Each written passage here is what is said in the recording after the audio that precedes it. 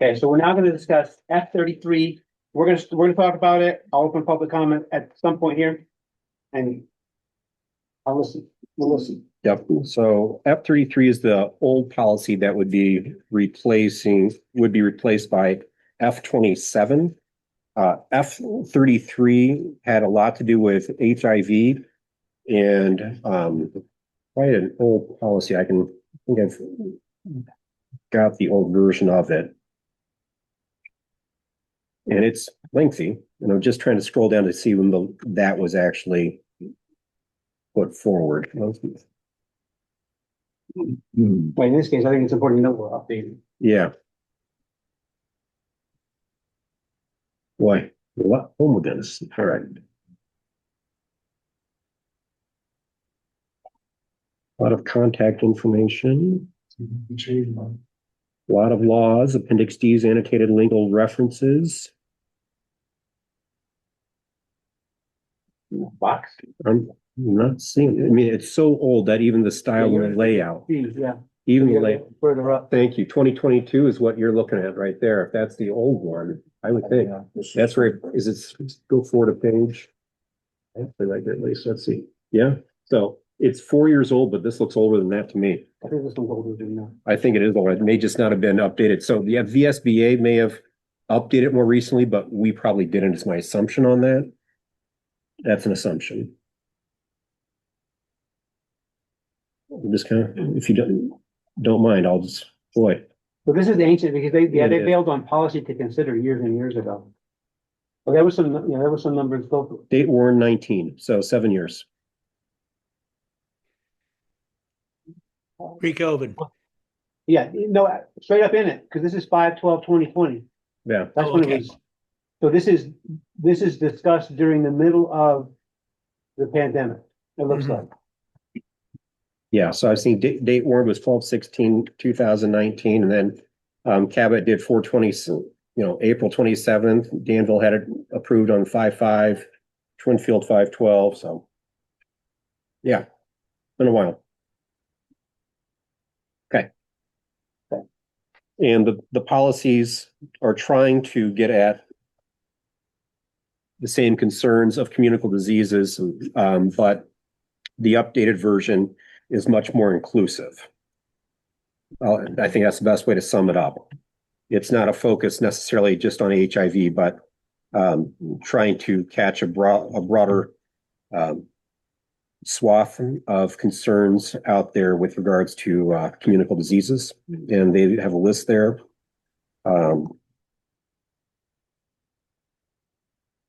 Can you pull us up? Can you put them on the screen, the list? Let me give you the new one. I'm sorry, yeah, because that's the put old it in. one. That's literature, communicable diseases. So that's the updated list right there. It's not an exhaustive list. No. It's, Right. Examples. Exactly. Yeah, it's not comprehensive. Which is probably good because new things happen. Right, Yeah. yeah, but just to, it's not like, oh, if that's not up there. it's We're not doing it, yeah. Essentially this policy is saying, hey, we're gonna comply with VOSHA and the Vermont standards of practice in handling communicable diseases and identification, and it's your job to Make sure we comply with that. make sure that we comply that and create an educational program around that, like the health education. Correct. Yep. Thank you. Yep, that's it. Matt, we didn't have a chance. Do you mind scrolling down there to the staff of defense? Thank you. All right, other questions from the board here? Allison, have you seen what you did see? Yeah, I wanted to see Rex, so. This meeting.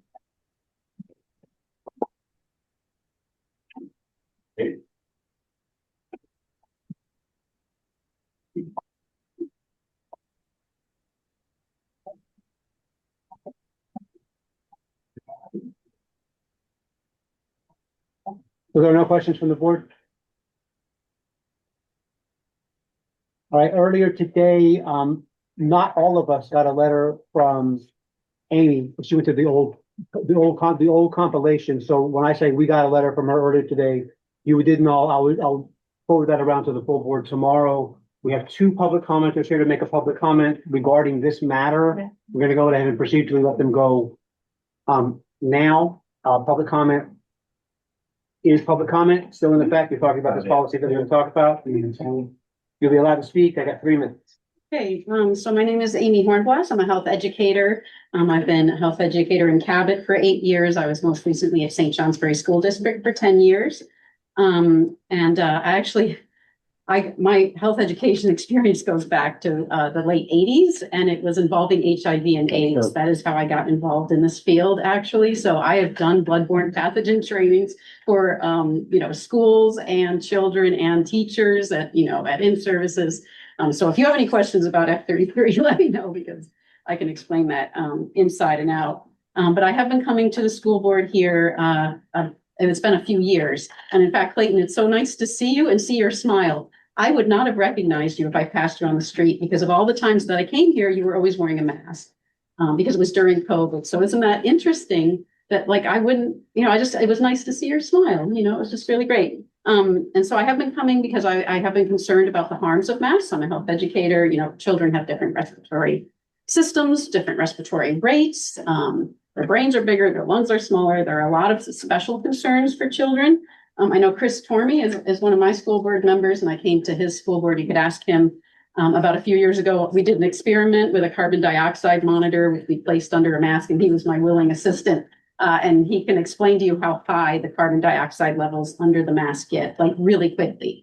But especially if you're talking, especially if you stand up, especially if you're moving around, which is why OSHA has very specific standards and protections and special supervision requirements if you are going to impose, PPE. And PPE would be the last measure that you would implement. First, you would do, air circulation, avoiding the contaminant, because it's not very reliable. And if anybody works in automotive or agricultural areas or healthcare like I do, you understand that there are limits to PPE and that they have to be worn properly. It has to be like a tight fitting N95, to actually keep anything out, And so when we're talking about just face masks, not only are there harms to consider, such as speech and language issues.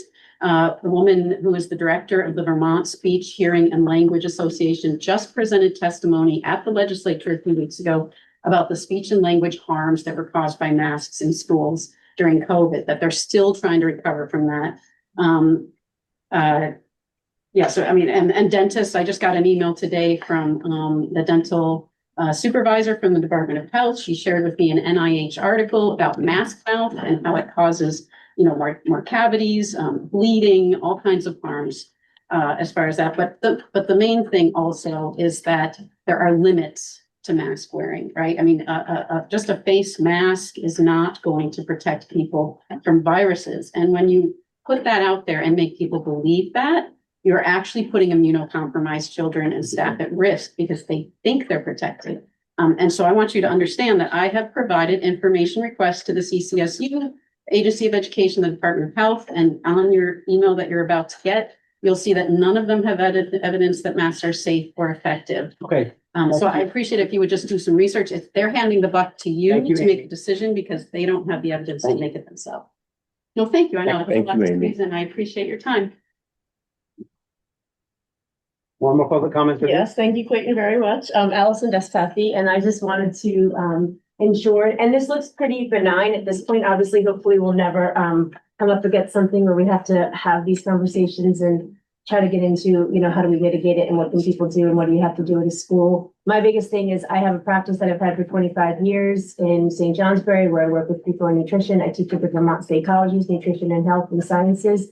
And I work with over 200 people who've been vaccinated. And what I can tell you is every single person is different. So when it comes to any sort of mitigation or masks or anything that you might try to do, my biggest thing is making sure that the parents are honored and part of the conversation and that they have the right to be able to make decisions as to what happens to their children, because we're all very different. I absolutely cannot wear a mask. We know that the masks don't work, the cloth ones. I mean, I think we've all learned that, hopefully, and I hope we never go back there. I have a heart condition. For me to limit my oxygen is a really big risk. And there's other people and other reasons why that would have to be considered. And my biggest thing is, again, I understand where you guys are coming from with needing to implement that, but just verbally wanting to say, if we ever come up against this again, I hope that parents can be involved in the conversation and have the right to make their decisions because they know their children's best. So thank you for your time. Thank And you. hopefully we'll never cross that path again. And I just do have a question as far as who would implement it and things. That was just what I'm curious to hear from you guys. When you say implement, which piece? I apologize. It's a policy, but like who would call it into implementation? Who would supervise its implementation? It's ultimately the administration. So the board creates policy and hires me and the administrative team to be able to carry out the policy. And that the way that policy is carried out is dependent upon procedures that I would be developing. Well, more so the nursing protocol. This is nursing protocol. Correct. We have a nurse who's in charge and we put a procedure in place with Molly Brock. All of that is very true and correct. Yeah, but I'm just trying to say the buck stops with me. The board goes to administration. We don't do it ourselves. So I try to find the best people to be able to help come up with procedures and make sure we're complying with laws and things of that. Can you remind me your name? I'm sorry. Well, Matthew Foster. Thank you. No worries. All right. Thank you, ladies. Thank you. Back to board here. So we are looking at F-27. F-27. F-27 is a recommended policy. Airplane. Does anybody have any interest in taking any action? I'll move to accept the policy as recommended and pass it on to the local boards. I have a motion from Chris Stormy to move the policy to accept it as recommended to the local boards. I have a second from Andrew Hibbert. The motion from Chris, a second from Andrew. Any further discussion? Would it be appropriate to ask if we can, who has not seen our emails that Amy sent out, to have a chance to look at that? And Right now? no, I mean, we didn't, if it was sent out to the old board, So I'm gonna send it out to you later, right, but when I but get, before taking action. One of the things I asked was to postpone this conversation so we'd have more time. but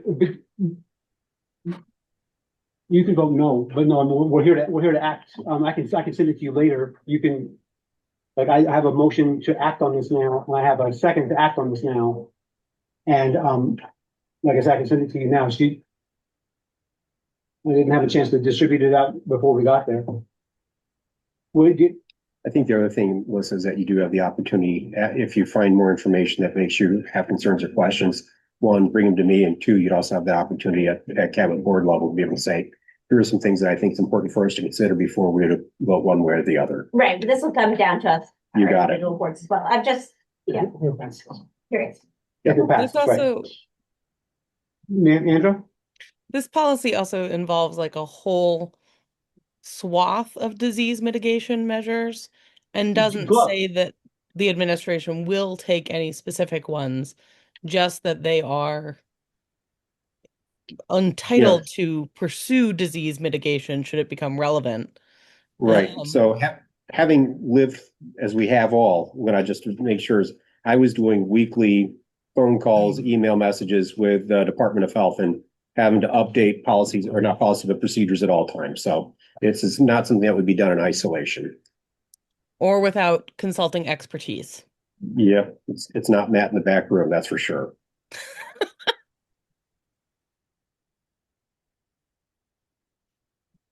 All right, motion on the table and a second. We're discussing it. Is there further discussion?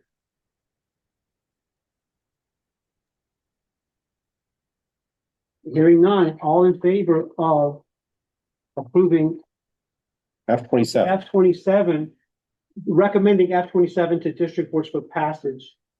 Please say aye. Aye. Aye. And opposed? No. If there no? Abstain? I'm staying. Okay. So I've got Asa, who's a no. I've got, I'd rather be abstain, actually. I kind of forgot that was an option. It's an option, just to check. okay, so. If I can change. So I'm If I can't, fine. If it's okay if everybody call for a revote, just to get everything, just to get everything correct. So all in favor of the recommendation, the approval of F-27, just code F-27, communicable disease mitigation recommended to the local boards, please say aye. Aye. Aye. Voting is unanimous. Any opposed? Any abstention? A says like to abstain, Melissa would like to abstain, so 2 abstentions, no, and the rest are yes. Thank you all. All right, well, thank you for that. We'll discuss that later, okay?